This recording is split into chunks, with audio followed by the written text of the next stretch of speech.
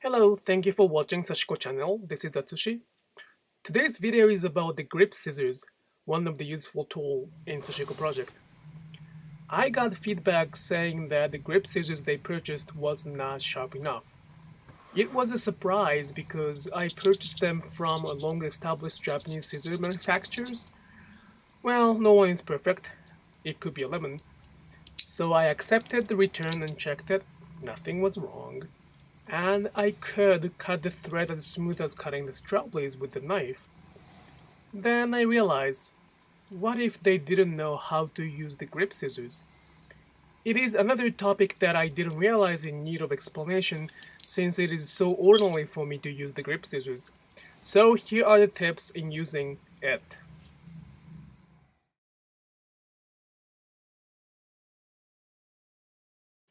The first tip.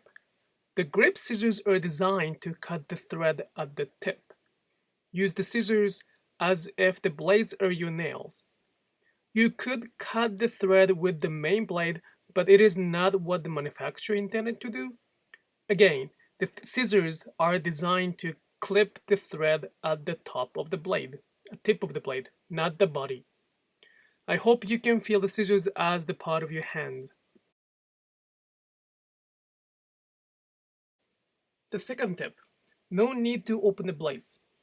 Unlike the other regular craft scissors, the grip scissors do not require opening the blades.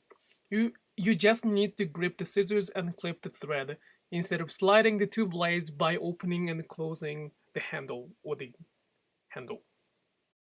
In our tradition, we clean both sides of the fabric as the finished side as the Sashiko stitching.